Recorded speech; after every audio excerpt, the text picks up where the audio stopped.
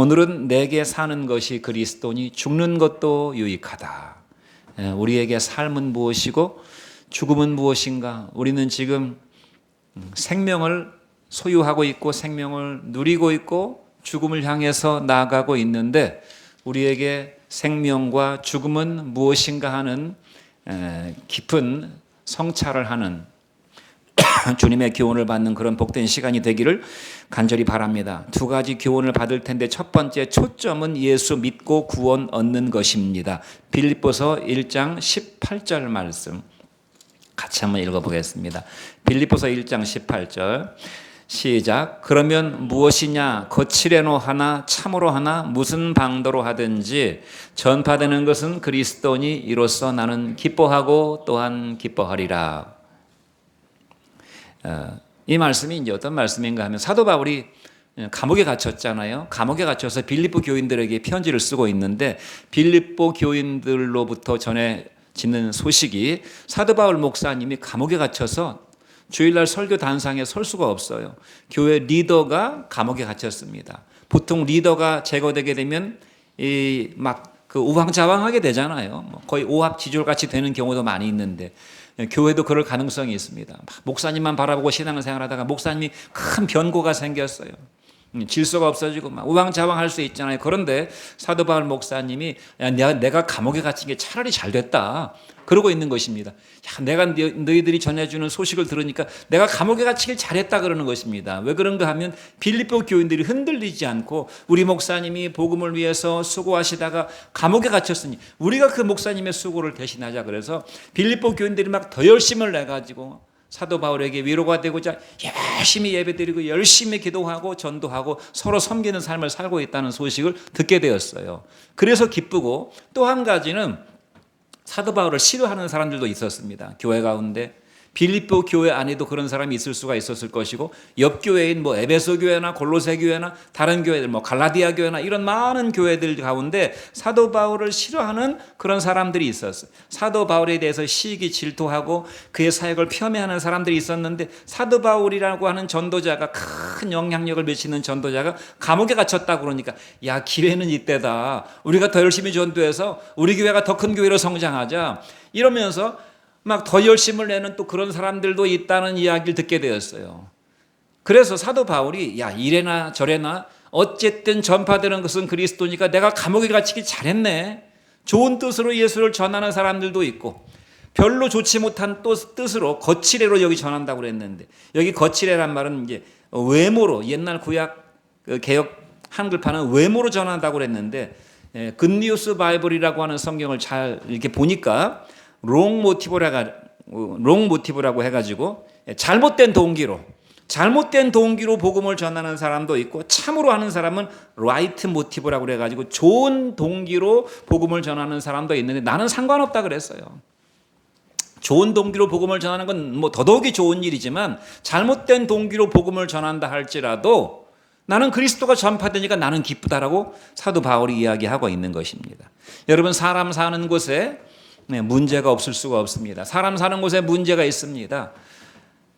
불화가 있고 다툼이 있고 갈등이 있고 분열이 있습니다. 가정에도 그러하고 세상은 말할 것도 없고 심지어 교회 공동체에도 이런 불화와 분열이 있을 수가 있다 그 말입니다.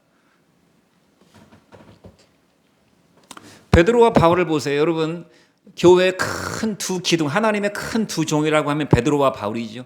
사도행전 28장 중에 사도행전의 앞부분 절반은 베드로의 사역에 나와 있고 뒤에 절반은 사도 바울의 사역에 나와 있습니다. 베드로와 바울은 하나님이 들어쓰신 가장 위대한 종들 중에 두 사람입니다. 그런데 갈라디아서 2장에 가서 보니까 베드로를 바울이 공개석상에서 속된 말로 저격하는 그런 내용이 나옵니다.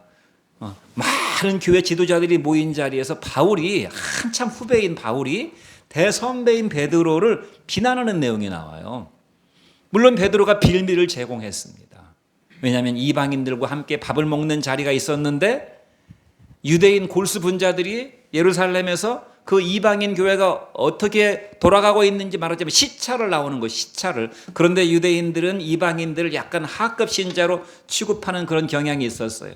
마치 옛날에 미국 교회에 백인 크리스찬들이 흑인 크리스찬들을 약간 좀 깔아가지고 서로 예배를 드려도 나눠드리고 백인들이 모이는 교회, 흑인들이 모이는 게 따로 있듯이 그런 뭔가 차별적인 그런 요소들이 있었는데 그런 것으로 인해서 유대인인 베드로가 오해를 받을까봐 야 유대에서 예루살렘에서 시찰단이 지금 온다는 거야. 그러니까 밥을 먹는 자리를 탁 파해버리고 그들과 교제하지 않는 것처럼 행동하는 것을 보고 사도 바울이 너무나 충격을 받고 거기 같이 밥 먹던 이방인들도 우리를 이 정도로밖에 취급해 주지 않는다는 거야 하면서 교회 내 동요가 일어났어요.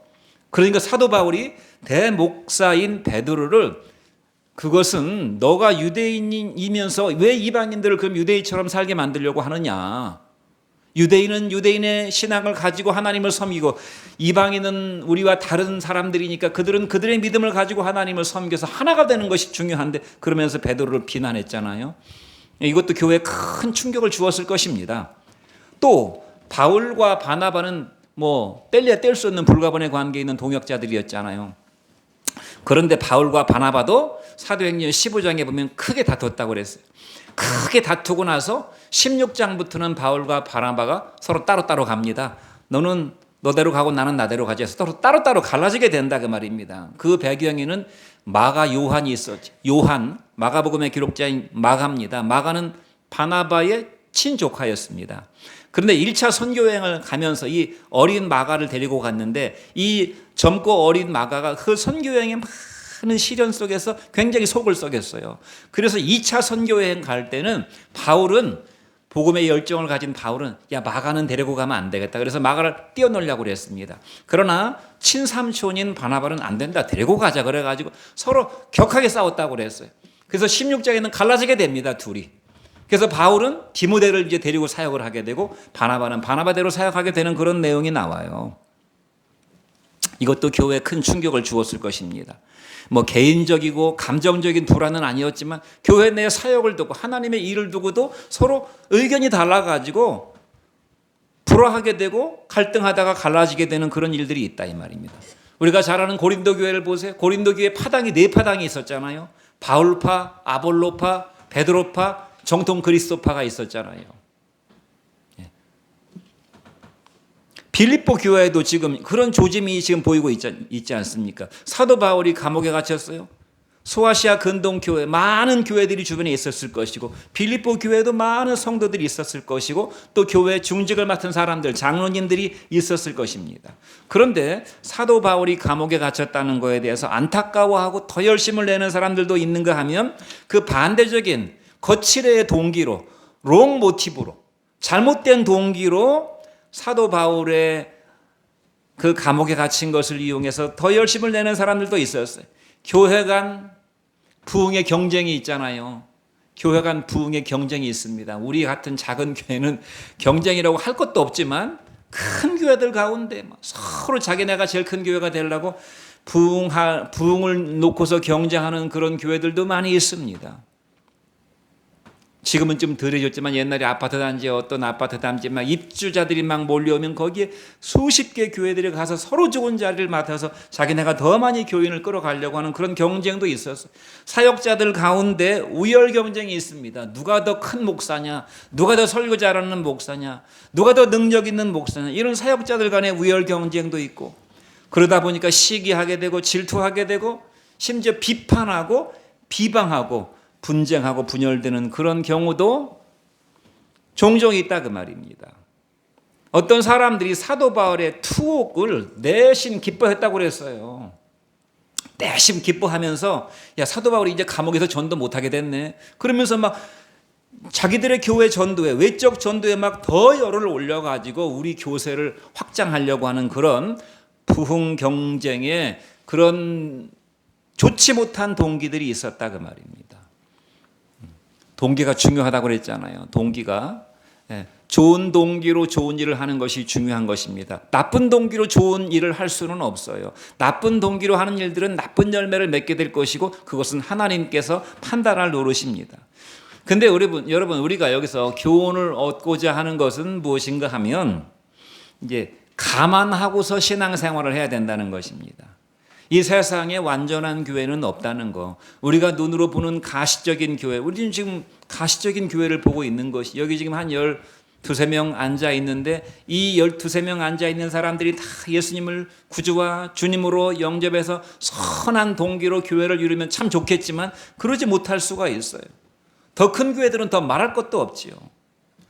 그러므로 가시적인 눈으로 보이는 교회는 완전한 교회가 아닙니다. 불가시적인 교회, 눈으로 볼 수 없는 교회, 우리가 하나님 나라에 가서 비로소 알게 되는 그러한 교회, 이 지상교회가 아니라 천상교회, 그것만이 완전한 교회입니다. 왜 그런가 하면 우리가 예수 믿고 구원을 받았다고 할지라도, 설사 우리가 거듭난 그리스도인이라고 할지라도 아직 우리는 연약한 자들입니다. 우리는 이제 걸음마 단계를 벗어나서 어떤 사람은 유치원 단계, 어떤 사람은 초등학교 단계, 어떤 사람은 중학교 단계, 어떤 사람은 좀 성장해서 대학생의 단계에 진입한 사람도 있을지 모르겠어요. 대부분의 사람들이 다 연약한 죄성을 가지고 있어요. 그리고 과정 중에 있습니다. 거듭난 그리스도인이라면 분명히 그 사람의 신앙은 유아 단계를 지나서 점점 아동기로 가면서 성장하게 될 것입니다.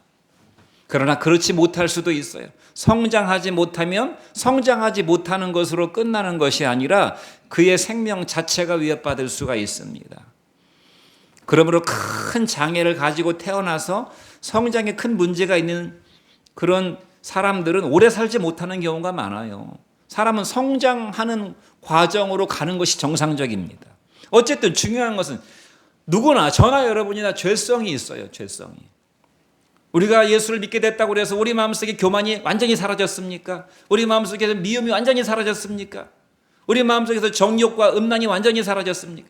우리가 화를 내지 않고 살아갑니까? 혈기가 남아있어요. 미움이 남아있어요. 시기 질투하는 마음이 남아있다는 사실을 감안하고 예수를 믿고 교회를 다녀야 된다는 것입니다. 또 한 가지는 거듭난 그리스도인과 거듭나지 못한 그리스도인이 말하자면 알곡과 가라지가 섞여 있다고 그랬어요. 알곡과 가라지를. 또 한 가지는 대적자 사탄이 우리 가운데 역사하고 있다는 사실을 기억해야 됩니다. 그러므로 문제가 없을 수가 없다는 것이에요. 교회 안에도.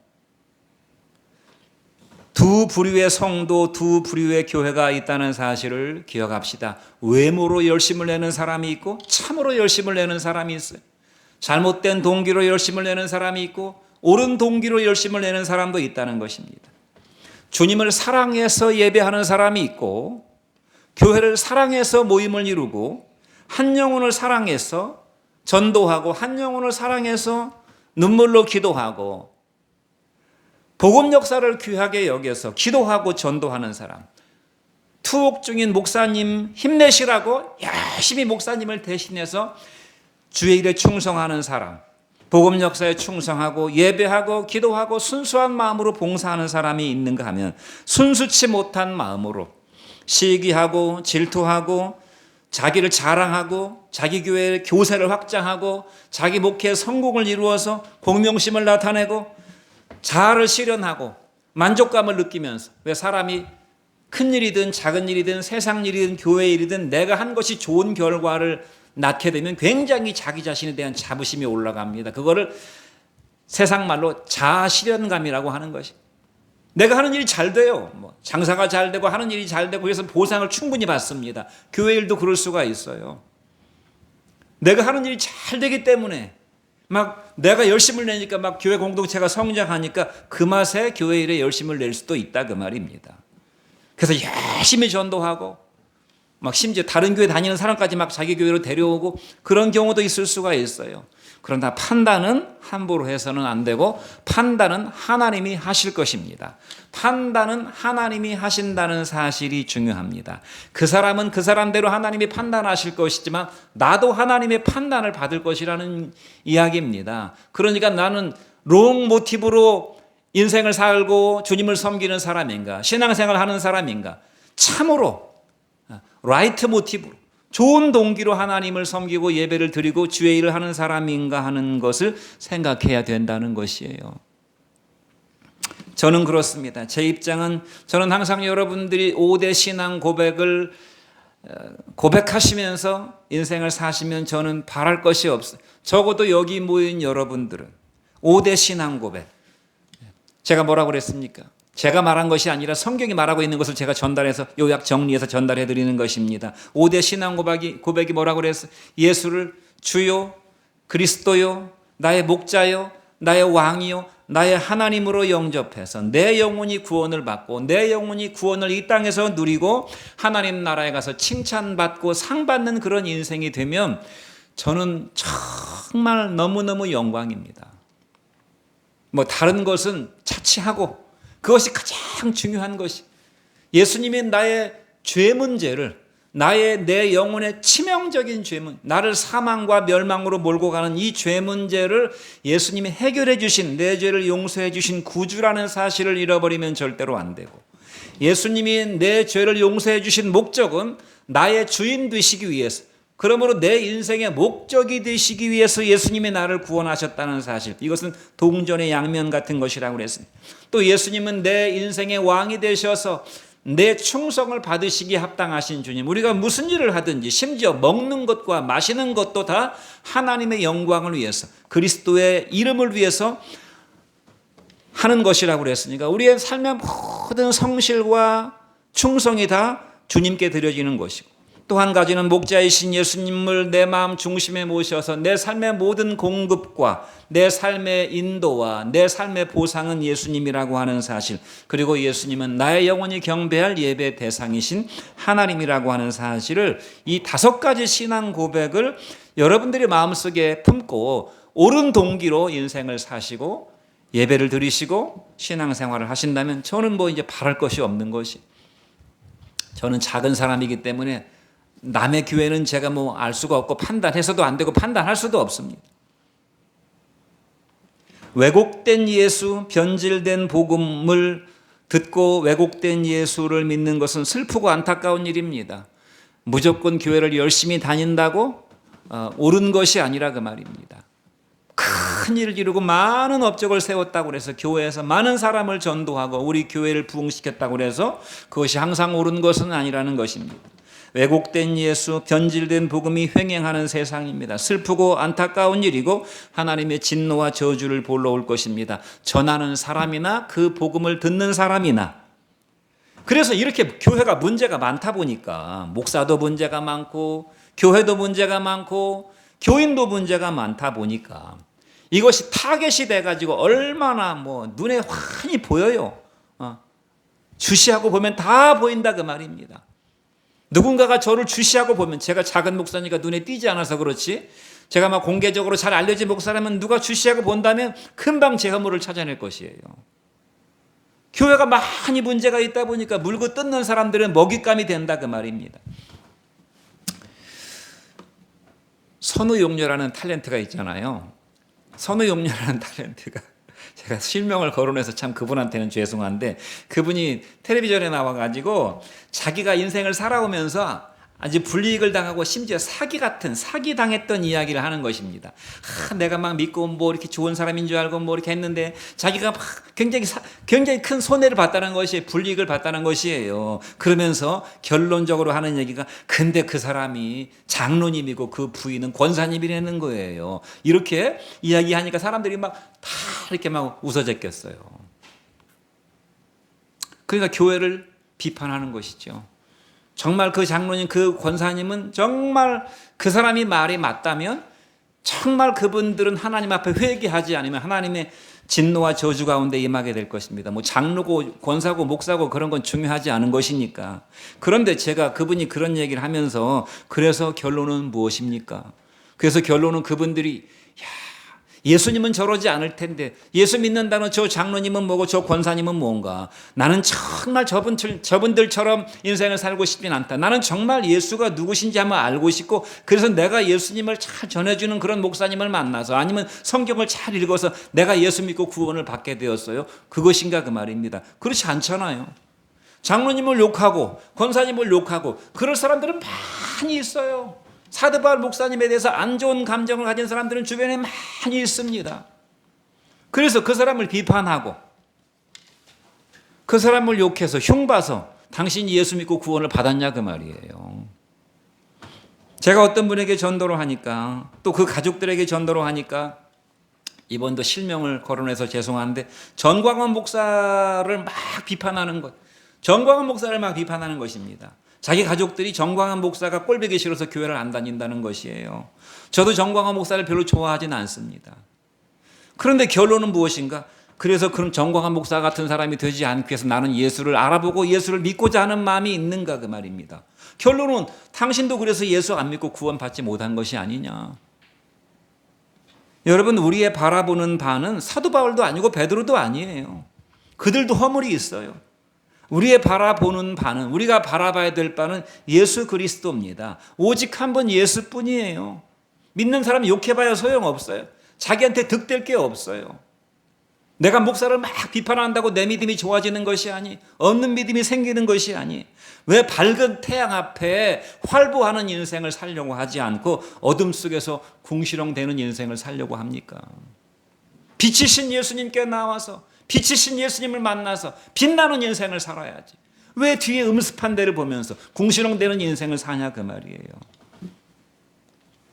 사도 바울의 소감을 보세요. 사도 바울이 감옥에 갇혔는데 자기를 평상시에 좋지 않게 보던 그런 주변의 이웃교회 목사님이나 교회 내 자기를 좋지 않게 보던 장로님이나 이런 사람들이 막 내가 감옥에 갇힌 것을 내심 좋아하면서 열심히 전도하고 자기네 교회를 부흥시키려고 막 가가호호 방문해가지고 교회를 막 부흥시키고 있다고 하더라. 그러니까 사도 바울이 나쁜 놈들 같으니라고. 나만 감옥에 갇혀서 내가 지금 뭔가 지금 우리 교회 부흥시켜야 되는데, 사도 바울이 그랬습니까? 사도 바울은 그렇지 않았어. 야, 어찌됐든 그리스도가 전파된다고 하니까 나는 기쁘고 또 기쁘다. 나는 기쁘고 또 기쁘다 그랬어. 이것이 사도 바울의 위대함이고 우리가 본받아야 될 사도 바울의 신앙입니다. 사람의 반응에 휘둘리지 않는 것이. 평상시에 나를 좋지 않게 보던 사람, 자기도 알고 있잖아요. 눈빛 보면 알아요. 저 사람이 나를 좋아하는지 별로 나를 좋아하지 않는지. 말투 들어보면 압니다. 그런 사람의 반응에 휘둘리지 않고 초점이 분명한 거예요. 사도 바울은 오직 예수만을 바라보고 예수님이 전파된다고 하니까 나는 좋아. 나는 너무너무 좋다 그랬어. 오히려 내가 감옥에 갇힌 게 잘 됐네. 초점이 흐려지지 않았다 그 말입니다. 초점이 분명했어요. 많은 사람들이, 주변 사람들이 하는 말을 듣고 초점이 흐려집니다. 막 감정이 막 요동칩니다. 내가 붙잡아야 될 것을 붙잡지 못합니다. 내가 바라봐야 될 것은 무엇이고 내가 집중해야 될 초점이 무엇입니까? 예수 믿고 구원받는 것입니다. 초점이 뭐라고 그랬습니까? 초점은 예수 믿고 구원받는 것이. 나도 그러하고 상대방도 그러하고 옆에 있는 교회 교인들도 그러한 것입니다. 나를 욕하는 그 사람도 예수 믿고 구원받아야 되는 것이에요. 어떤 교회를 통해서건 어떤 목사님을 통해서건 그 사람이 예수 믿고 구원을 받으면 되는 것입니다. 그 사람이 5대 신앙인 예수를 주님이요 그리스도요 목자요 왕이요 하나님으로 영접했다면 나는 기쁜 것이라 그 말이. 포인트를 놓치면 안 됩니다. 초점이 흐려지면 안 됩니다. 요한복음 6장 40절 말씀을 같이 한번 읽어보겠습니다. 시작. 내 아버지의 뜻은 아들을 보고 믿는 자마다 영생을 얻는 이것이니 마지막 날에 내가 이를 다시 살리리라. 내 아버지의 뜻은 분명합니다. 아들이신 예수님을 보고 믿는 사람마다 영생을 얻는 이것이니 마지막 날 부활 때 내가 그를 영생의 부활로 인도하게 될 것이다. 여러분, 세상은 수도 없이 변합니다. 사람도 변하고 정권도 변하고 회사도 변합니다. 기업도 변합니다. 점점 기업하기가 어려운 환경이 되면서 그 위세가 등등하던 민노총도 힘이 점점 약화된다고 그러더라고요. 민노총을 탈퇴하는 노조들이 많다고 그럽니다. 기업도 막 해외로 빠져나갑니다. 문화도 우리나라가 한류 문화가 막 세계로 뻗어나간다고 지금은 굉장히 자부심이 강하지만 이 한류 문화도 언젠가는 다 소멸되게 될 것입니다. 영원한 것은 없어요. 문화도 변하게 되고 영광도 변하고 기쁨도 다 사라지게 됩니다. 제가 축구를 좋아해가지고 지금 한창 벌어지고 있는 그 축구 세계 축구 대회 중에 클럽 월드컵이라고 있는데요. 챔피언스 리그에서 우승해가지고 왕 중의 왕이 된 챔피언스 리그의 챔피언스 리그 우승팀인 파리 생제르맹이라고 하는 축구팀이 이 클럽 월드컵에 참가했는데 상금이 1등을 하게 되면 우승하면 상금이 무려 1,600억이라고 합니다. 이 월드컵보다 더 어마어마한 돈이 걸려가지고 전체 총 지급되는 돈이요 1조 5천억 원이 걸렸다고 합니다. 이 클럽 월드컵에 1등 한 팀이 우승한 팀이 1,500억을 가져간다는 것이 당연히 파리 생제르맹이 우승할 걸로 생각하고 조별 예선을 펼치고 있는데 이름도 못 들어본 보고타고라고 하는 보타보고라고 하는 팀한테 1대 0으로 깨져버렸어요. 불과 한 몇 주 전에 이 파리 생제르맹이 우승해가지고 막 왕 중의 왕으로 등극했거든요. 그러니까 이런 어마어마한 팀이 이름도 못 들어본 팀한테 졌다 그 말입니다. 세상 영광도 변하고 기쁨도 변하는 것입니다. 세상에는 거짓이 난무하고 가짜가 진짜로 둔갑하고 과장과 편파, 왜곡과 조작이 판을 칩니다. 맹목적으로 지지하고 무조건적으로 비방하는 이런 문화가 횡행하고 있습니다. 그래서 우리는 이런 상황 속에서 인생을 살아갈 때 초집중을 해야 되는 것입니다. 초집중.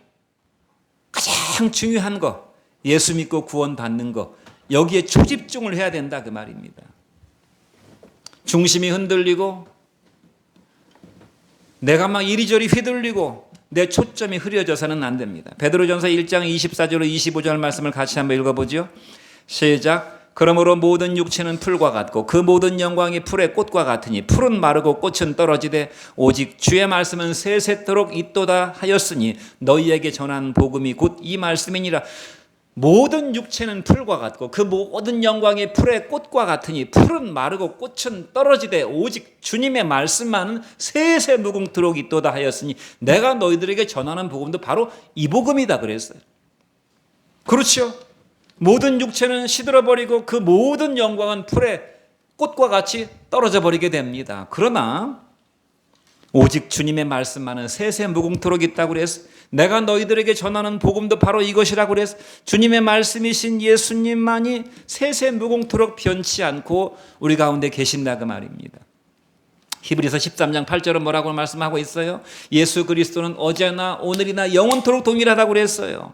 그러므로 오직 예수 구원의 초점이 흐려져서는 안 될 것입니다. 내 인생의 주제가 사람도 변하고 막 이 말하고 저 말하고 뉴스에서는 막 이렇게 얘기하고 또 반대는 이렇게 얘기하고 어떤 것이 옳은 것인지 알 수가 경제는 점점 나빠진다고 어떤 사람은 막 집값이 오를 것이라고 그러고 어떤 사람은 집값이 폭락할 것이라고 그러고 트럼프는 막 이렇게 행동하고 반대쪽은 또 이렇게 행동하고 우리가 알 수가 없 얼마나 불안하고 한치 앞을 내다볼 수 없는 세상 가운데 살고 있는지 알 수가 없습니다.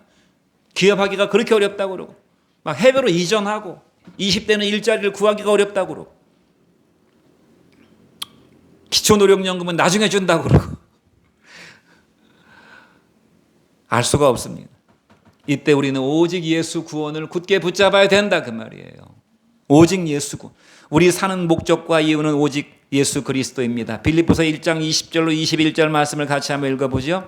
시작. 나의 간절한 기대와 소망을 따라 아무 일에든지 부끄러워하지 아니하고 지금도 전과 같이 온전히 담대하여 살든지 죽든지 내 몸에서 그리스도가 존귀하게 되게 하려 하나니 이는 내게 사는 것이 그리스도니 죽는 것도 유익함이라.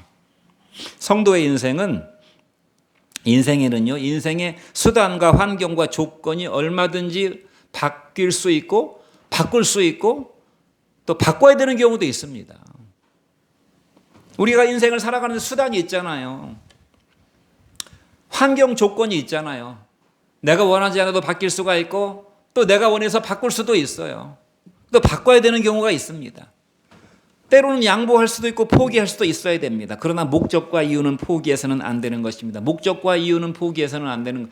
바꿔야 될 것들, 내가 원치 않아도 바뀌는 것들이 많이 있어요. 거기에 너무 연연해 하거나 아쉬워하거나 미련을 두거나 낙심해서는 안 되는 것입니다. 어차피 인생은 바뀌는 것이, 세상은 바뀌어가는 것입니다. 사람도 바뀌어요. 내 주변 환경도 바뀝니다. 그러나 바뀌어서는 안 되는 것이 있어요. 우리 사는 목적과 이유가 바뀌어서는 안 되는 것입니다. 성도의 목적과 이유는 무엇입니까? 오직 예수 그리스도입니다. 그래서 제가 얼마 전에 드린 간증이 있잖아요. 제가 드린 간증이 아니라 어떤 권사님의 간증인데 손자가 태어나니까 너무너무 이뻐가지고 내가 자식을 낳은 것도 좋았지만 내 자식이 자식을 낳으니까 그 손자가 너무너무 이쁜 거예요. 손자를 위해서 자기가 눈도 빼주고 간도 빼주고 쓸개도 빼줄 수가 있겠더라. 자기 목숨까지도 줄 수가 있겠더라. 그런데 나는 내 모든 것을 다 줄 수는 있지만 예수를 포기할 수는 없다는 그 권사님의 간증이 정말 참된 성도의 간증인 것입니다. 자식을 위해서 모든 걸 다 줄 수 있어요. 그러나 예수를 포기할 수는 없어요. 인생의 목적이기 때문에 그것은. 사랑하는 성도 여러분, 예수는 반드시 나를 통해서 존귀히 여김을 받아야 됩니다. 왜냐하면 예수가 내 인생의 목적이기 때문에 나를 통해서 존귀히 여김을 받으셔야 돼요. 나를 통해서 영광을 받으셔야 돼요. 저 사람을 통해서 영광을 받는 건 나한테는 별로 중요한 게 아니에요. 심하게 말하면 저 사람을 통해서 영광을 받는데 나를 통해서는 영광을 못 받으시면 나에게는 소용이 없는 노릇이라 그 말입니다. 나를 통해서 복음이 전파돼야지. 우리 교회 어떤 사람은 참 전도를 잘해. 우리 교회 어떤 분은 참 열심히 있어서 교회에서 그렇게 봉사를 잘해. 나하고는 관계없다 그 말입니다. 내가 하나님 앞에 그렇게 쓰임받아야 되고 나를 통해서 하나님의 복음이 전파돼야 되고 나를 통해서 예배가 드려져야 되지. 우리 교회 어떤 권사님은 태어나가지고 예수 믿은 이후로 한 번도 예배를 안 빠졌다는 거야. 그것이 자기하고 무슨 상관입니까? 내가 하나님 앞에 그렇게 예배를 드려야죠. 양보해서는 안 될 것이라 그 말입니다. 마리아가 그랬잖아요. 마리아가 있고 마리아의 언니 마르다가 있었잖아요. 하나님 앞에 예배를 드리는데 마르다는 이 앞자리 제일 좋은 자리에 와서 말씀을 막 꿀송이처럼 받아 먹습니다. 막 눈에서 막 사랑의 꿀이 뚝뚝 떨어져 예수님을 바라보는 그 눈이. 그런데 마리아는 저 주방에 들어가서 땀을 삐질삐질 흘리면서 일을 하는 것입니다. 교인들 밥 먹을 밥 준비를 하고 있는 것이에요. 그러니까 언니 마르다가 볼 때 마리아가 좀 얌체 같은 것이 꼴 보기 싫어가지고 예수님께 나와서 마리아 이렇게 하면 너무한 거 아닙니까? 라고 예수님에게 좀 이의를 제기했잖아요. 그때 예수님께서 뭐라고 그랬어요? 야, 너도 좀 가서 좀 도와줘, 네 언니. 그렇게 했습니까? 아니잖아요. 마리아는 지금 좋은 걸 선택했어. 좋은 편을 선택했으니까 빼앗기지 않을 것이라고 그랬어요. 우리 김희진 사모한테는 좀 미안한 얘기지만 여러분은 좋은 걸 선택했다 이 말입니다. 말씀 듣는 것은 포기할 수 없다.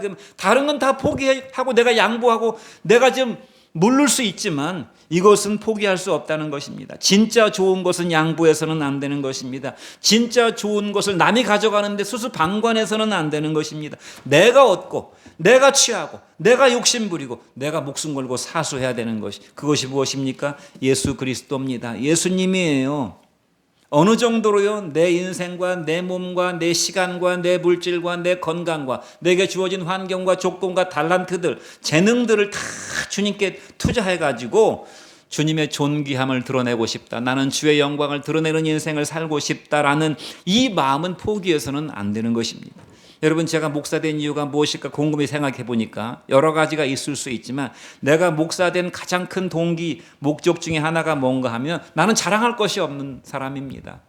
드러내놓을 것이 없는 부끄러운 것이 너무나 많고 너무나 남들에 비해서 열등한 것이 많은 사람인데 내가 자랑할 수 있는 유일한 것, 내가 어느 누구 앞에 서도 나보다 훨씬 잘나 보이고 돈도 많고 공부도 잘하고 명예도 있고 지식도 있고 권력도 있는 어떤 누구를 만나도 내가 자랑할 수 있는 것은 예수밖에 없더라고요. 그래서 예수 자랑하는 인생이 가장 위대한 인생이구나. 그래서 제가 목사가 된 것입니다. 굿뉴스 바이블에 보니까 내게 사는 것이 그리스도니 죽는 것도 유익하다는 말이 이렇게 번역이 되어 있어요. 사도 바울에게 있어서 What is life? 생명이 무엇인가? 인생이 무엇인가? 스스로가 스스로에게 자문을 해보는 것입니다. 사도 바울이 What is life?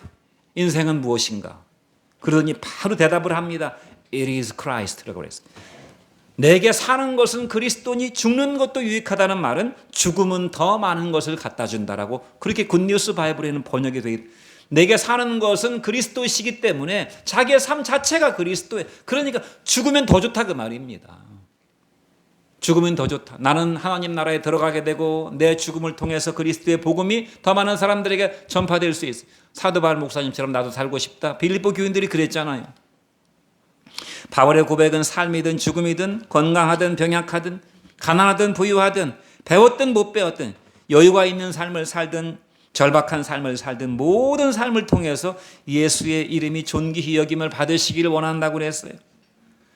주님이 가르쳐 주신 그 주기도문의 기도의 내용이 바로 사도 바울의 삶이었습니다.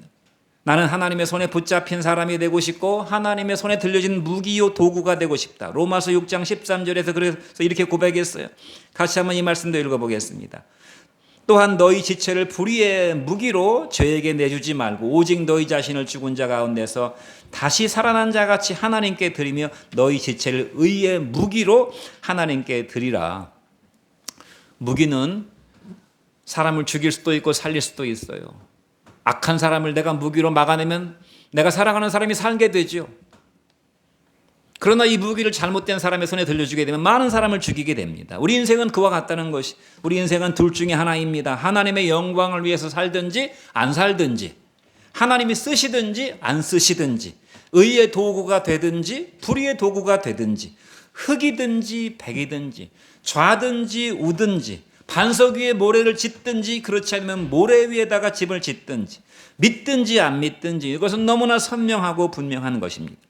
두리뭉실이 없어요. 긴가민가가 없고 누이 좋고 매부 좋고 그런 거 없습니다. 너 좋고 나 좋고 아닙니다. 오직 한 가지가 있을 뿐이, 하나님이 굿하시는가, 하나님이 not 굿하시는가, 하나님이 좋다고 하시는가, 하나님이 좋지 않다고 하시는가, 하나님이 기쁘다고 하시는가, 하나님이 난 너 때문에 슬프다고 하시는가. 둘 중에 하나예요. 우리는 어떤 삶을 살고 있습니까?